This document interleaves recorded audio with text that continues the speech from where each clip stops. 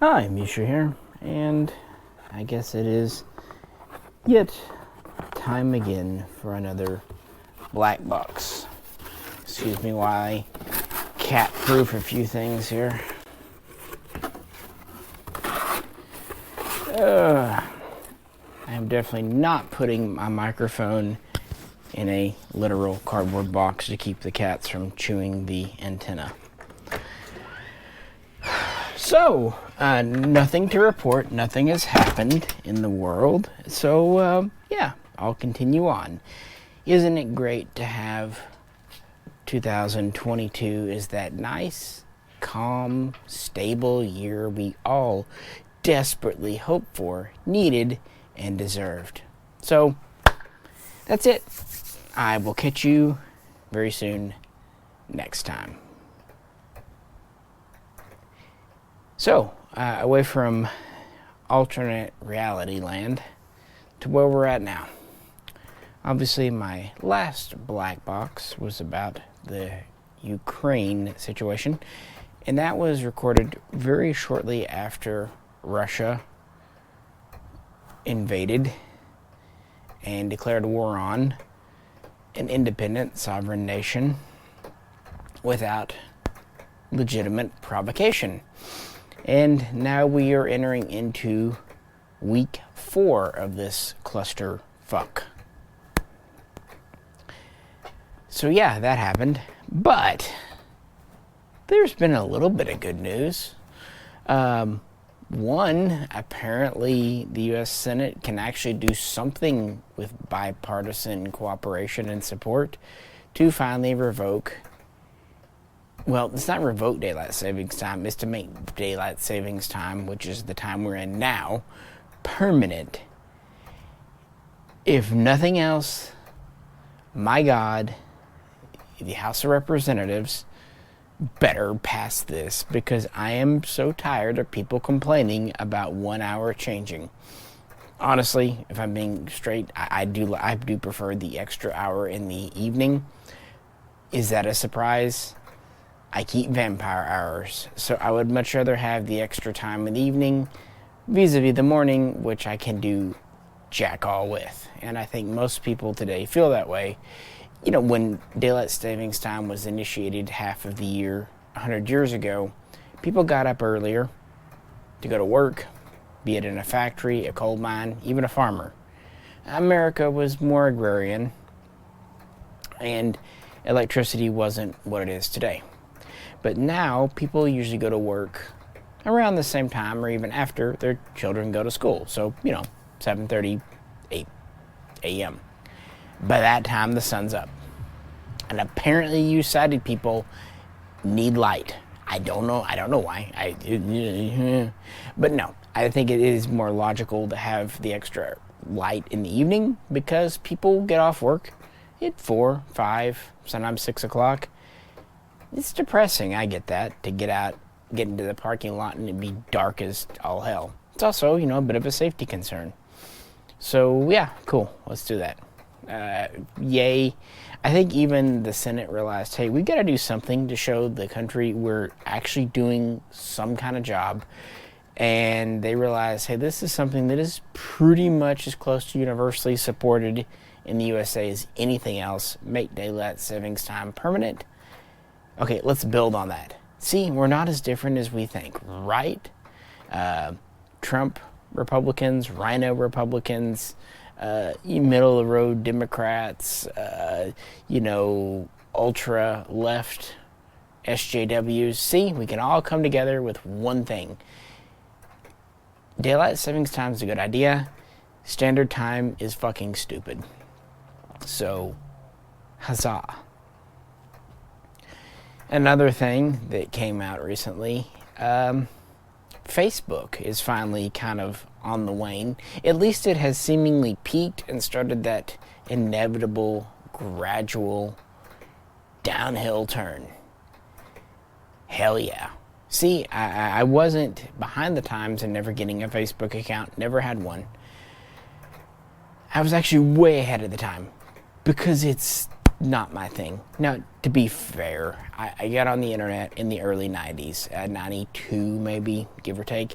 But that was back in the day of AOL, when you not only, at least in rural places like Arkansas, I had to pay long distance, which sucked.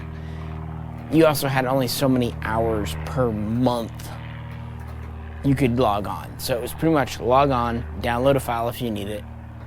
It was porn. It was porn. And then answer your emails, send some emails, maybe do a little studying, a little bit of stuff for a school project. It's still porn. And then get off, because you had like an hour. Keep in mind, when AOL came out, the discs were like, 10 free hours. So imagine having 10 hours a month free internet. Yeah. My point is, the whole social media thing didn't really get going until 95, 96, 97 in some places, when A, long distance was no longer a concern, and B, the hours were either unlimited or you got enough that it didn't matter, or the price of going over was insignificant. That's when it formed. And my first experiences were with AOL Instant Messenger and ICQ. Later, I also installed MSN, Microsoft Network Messenger thing. That was actually quite a bit later, though. That was actually early 2000s.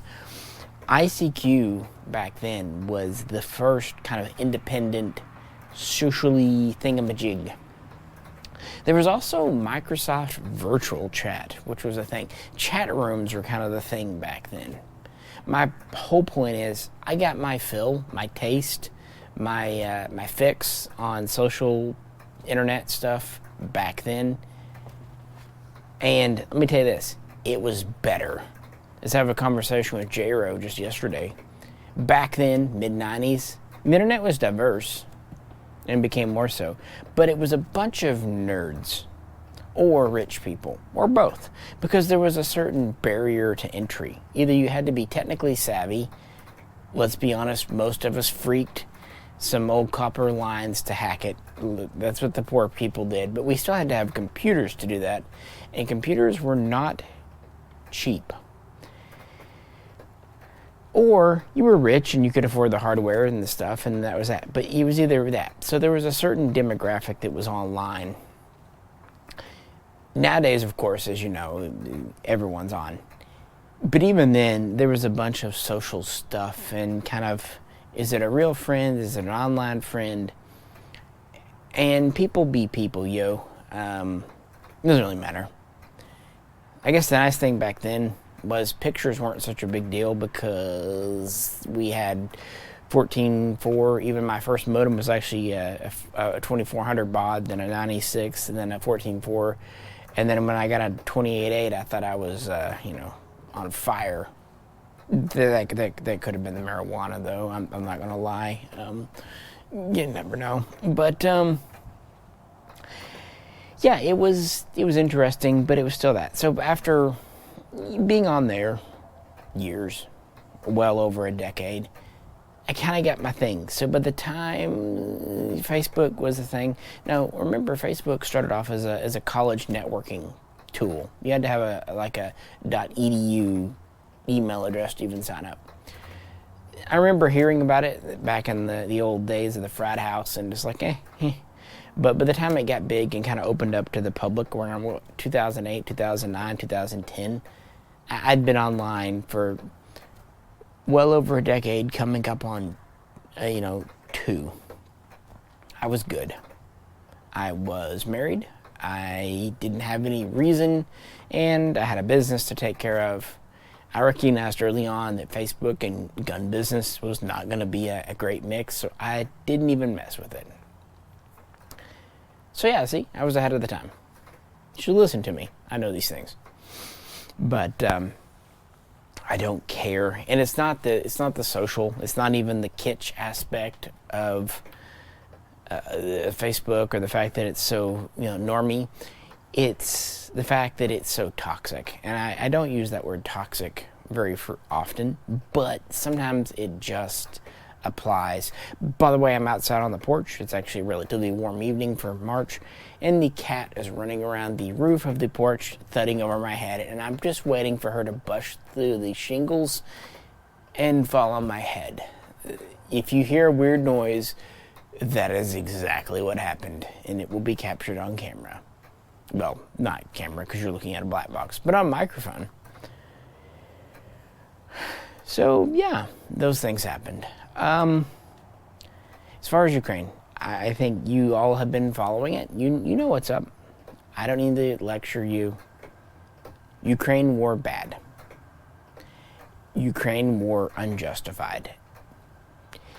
Even if some Putin apologists will talk about NATO encroaching east, yada, yada, yada, that doesn't mean attack Ukraine, who wasn't a member of NATO or about to sign for NATO. But the whole thing about, NATO will never go east, that was a verbal agreement with George H. Bush back in, 1990 or 1991. It was never even written down. It was never a treaty. It was a verbal agreement over 30 years ago, done before most people fighting over there on both sides were even alive. And yes, in 97, NATO started to expand. Yes, Russia didn't like this. I understand that. Probably better than most of you, because I've lived there. I've been one of Putin's subjects. But in 1994, there was a bilateral agreement with the USA and Russia. And also as part of talks, there was an agreement between Russia and the Ukraine government at the time, where Ukraine had a bunch of nuclear weapons, and no one really wanted that going on. They were worried about, a James Bond plot happening, terrorists or evil warlords getting their hands on them. So, Russia agreed, with support from the USA and the UK, amongst others, to take those nuclear weapons from Ukraine, who really didn't want responsibility for them. But the part of that was Russia agreed to A, not ever invade Ukraine or threaten their sovereignty, and B, if someone else did, Russia agreed to support Ukraine, to help them. And this was supposed to be the carrot to keep Ukraine from joining NATO. Why do we need to join the North Atlantic Treaty Organization when Big Brother Russia will protect us? And while there has been talk, in 2008 and all this about Ukraine joining NATO, the simple fact is they had not done so, nor had they had any serious advancement towards that goal. People said something, did something. People talk all the time. It doesn't matter. And yet all this happened. And you notice all these reasons, excuses, have come out since the invasion. Putin wanted to do it, that's it. And everything else is just trying to excuse. Most of you have kids, and if you don't, you will. You know what it is when your kid does something bad. Later, they'll either try to shift blame, or they'll say, yeah, I did it, but I did it because of this. That's what Russia's doing now. They knew they did something wrong. Well, Putin. And, yeah. And there's essentially three ways this would end. One, NATO, USA, sends troops, and we have World War III. This is why the idea of a no-fly zone, while it makes sense on paper to some people, is ludicrous, because at that point you have weapons hot with US and Russian fighters, and eventually someone is going to pull the trigger and launch a missile. An R-73, or a Sidewinder, and then we're in the war. The moment an American plane shoots down a Russian, or a Russian shoots down an American, that's it. Otherwise, how do you enforce a no-fly zone? On the other hand, I would argue that Ukraine is a sovereign nation. They do have every right to invite whoever and whatever they want onto their soil, but the fact is Russians are there, and the practicality is no-fly zone is a true declaration of war. That's It's just what it is.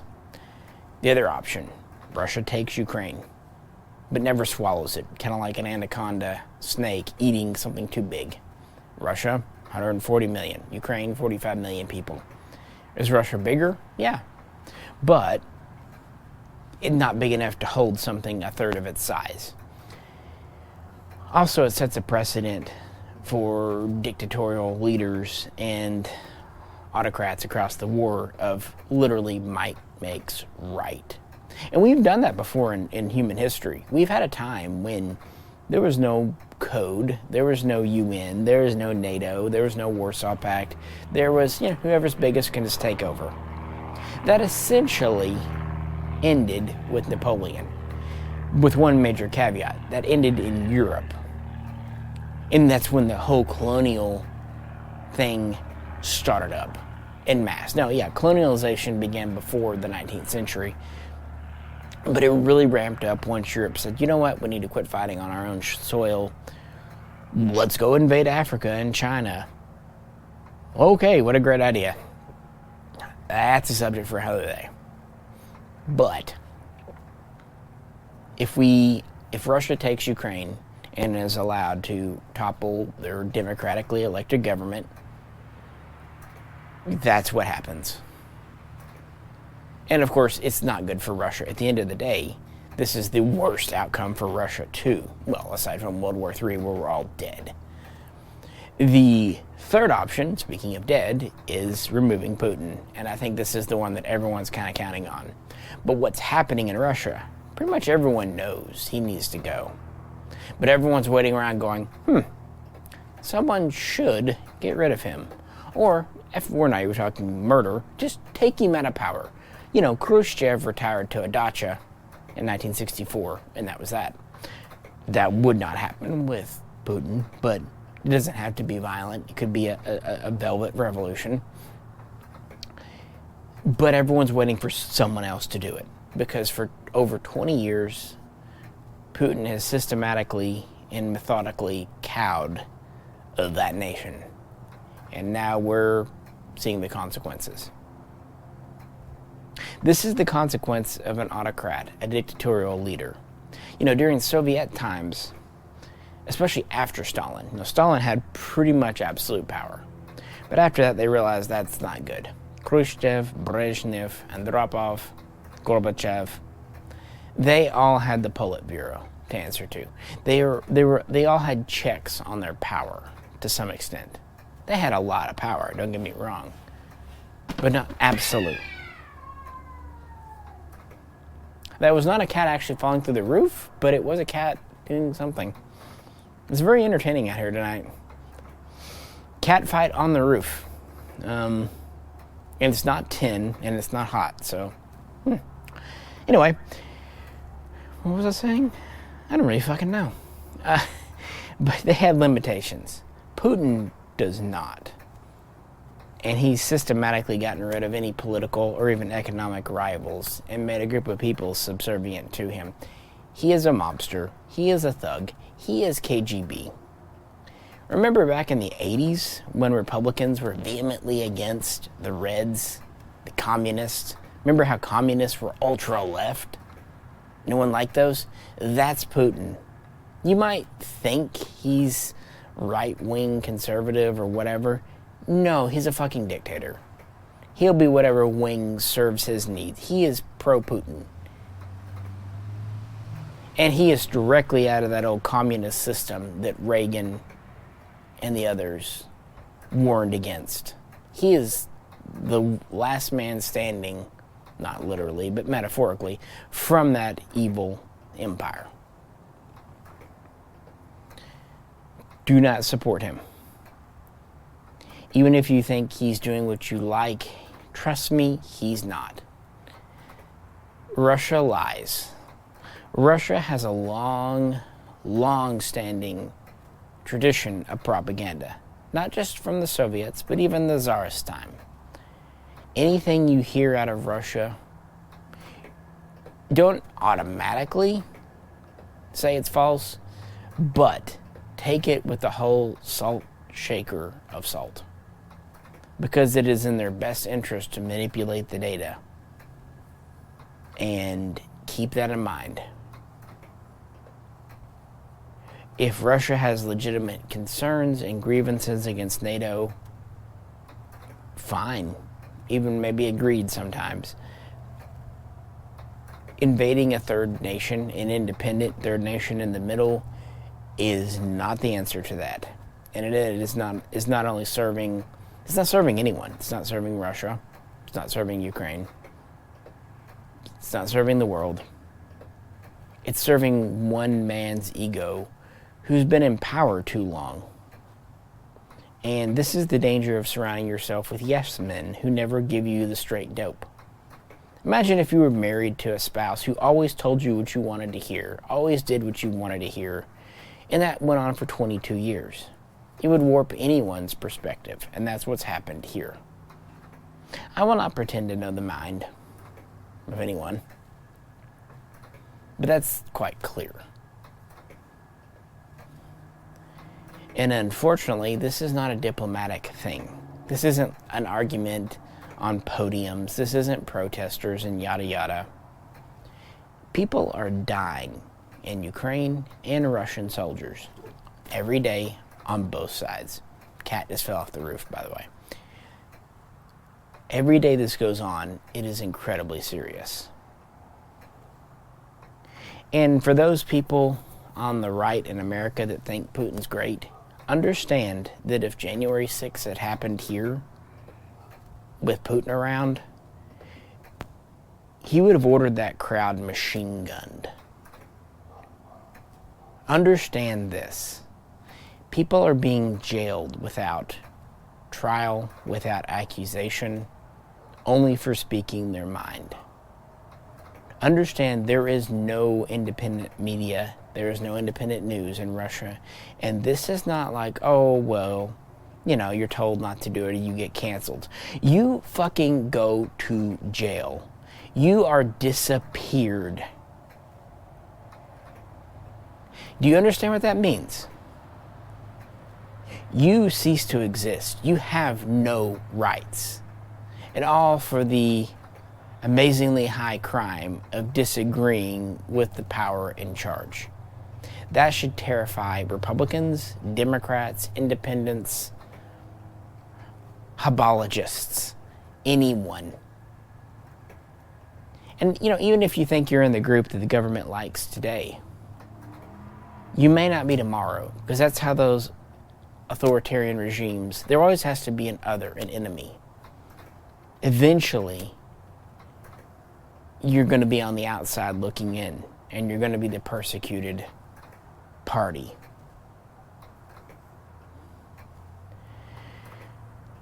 But, yeah, I'm sure most of you know this.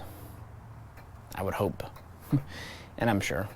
But this is serious. These are people's lives. If we could have a ceasefire, if the death could stop, then negotiation can happen. But that's not what's happening. It's not what we're seeing. It is desperately real and sincere. And what do you do about it? I mean, if the U.S. does send more troops and goes over there, we start World War III. They really, what can we do? And this is the same situation that happened in 1956 Hungary, in 1968 Czechoslovakia, and so on and so forth. We saw these atrocities being committed under communism, but because of mutually assured destruction, we could do very little except lodge a formal protest. Because realize, the U.S. has gone up against Saddam Hussein and the Taliban and even the Viet Cong. This is not Russia. Russia is something more or less equal to the USA. And what makes them equal, of course, is nuclear weapons. This is why the Cold War played out the way it did. Proxy wars. Because neither side, especially after 1962 and the Cuban Missile Crisis, could stand to let this happen. It is literally playing with not just fire, but dynamite. Nuclear dynamite at that. It cannot be allowed. And in some ways, I think this is the last gasp of the true Cold War. We've got people that lived through the Cold War in power in both the U.S. and Russia, exercising, frankly, outdated points of view. One funny thing to kind of end with, and this is something my wife and I talked about from the moment this happened, is the status of the Russian military. On paper, they've been dumping billions and billions of rubles into modernizing everything. The Sukhoi jets, MiGs, their tanks, their infantry fighting vehicles, their small arms, their rifles, their pistols. What we're seeing is just because that money was allocated, most of it wasn't spent there. Rather, it was stepped on. And the analogy I've kind of come up with is cocaine. Think about how cocaine comes out of South America. If one person steps on it and dilutes it, okay, fine. But if everyone along the way steps on it and dilutes it, what are you left with? And that's what's happened in Russia. Every oligarch, every business owner, every mobster there thought, well, I'll just take a little piece. Instead of, updating 1,000 tanks, we'll do 900. But by the time everyone along that process line did that, you have 100 tanks that are updated, not 1,000. And instead of buying name brand stuff made in Russia, they bought cheap Chinese knockoff stuff. Or even if it was Russian stuff, it was made to the lowest bid possible. The point is, so much of that money went into those fucking super yachts you're seeing today. And that's why Russia's military is in the state it's in. On paper, it was great. And this is not the first time we've seen this. In 1990, 1991, immediately before the Gulf War, Saddam Hussein had a major military, like the 4th or 5th largest in the world, on paper. In reality, it wasn't. At least it wasn't effectively that size. And that's what we're seeing with the Russian military now. Their morale is very low. Their food stocks are either limited or even old and tainted. There's not enough fuel. They thought this would be a 3-day war, kind of like a 3-hour voyage. Look how well it worked out for Gilligan. And now this is where they're at. And this is exactly why Putin rattled his nuclear missiles a few days back. And this isn't the first time. During Khrushchev's reign, they rattled their nuclear missiles threatening the West, when in reality, they had maybe 6 or 8 functional weapons, but they made it seem like they had hundreds. I'm wondering if their infantry fighting vehicles, their tanks, their jets aren't as up to date and functional as they let on. What about their ICBMs? Or their boomers, their nuclear missile submarines? What's the real status of this equipment? I don't know. But tell you what, let's not find out. Let's not and say we did. Because either way, trying to use such stuff, if it's working properly, goodbye to Tokyo, Washington, New York, London, Paris. If it's not working properly, goodbye to most of Western Russia. And of course, ultimately goodbye to most of the world as the fallout, literally, hits us. Either way, I see the overt threat of nuclear weapons as if we forgot Russia had nuclear weapons. They have more than the U.S., by the way. But it doesn't really matter because the U.S. still has enough to kill the world multiple times over. So at one point, you just kind of get to overkill. But them overtly mentioning it actually tells me they're not near as confident, well, by they I mean mostly Putin, in their position as they are letting on, frankly. But let's not find out. The easiest, the best way is to quietly bundle off Putin and change government, and then we can negotiate. We can get Russian troops out of Ukraine. We can rebuild Ukraine. And we can even talk about legitimate concerns of Russia in the world today. But it's like negotiating with a terrorist that has a gun to your head. While they're doing that, your options are pretty goddamn limited. And that's where we're at today. It's an unfolding situation, and who knows where this will end. I will say that I'm more on edge than I have been in a long time. And this is stuff that I was interested in and studied for many, many years ago and warned of when everyone thought we won the Cold War. Woohoo! No. In some ways, we just postponed the inevitable. And when Putin rose to power, it was inevitable. Keep in mind, he was Yeltsin's designated successor. But then again, I'm sure Yeltsin didn't know this. This is pretty amazing as far as what it is.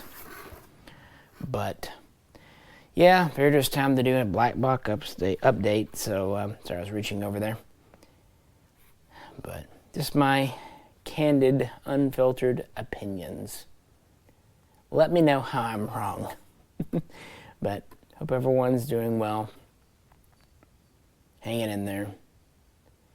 And this is definitely a time when we need to all be unified. And keep in mind that people's lives are really at risk. This is serious. And for that, I think we need to be mindful. Later we can debate other stuff, but for now, this is kind of where we're at. With that, this is Misha, and I'll catch you very soon next time.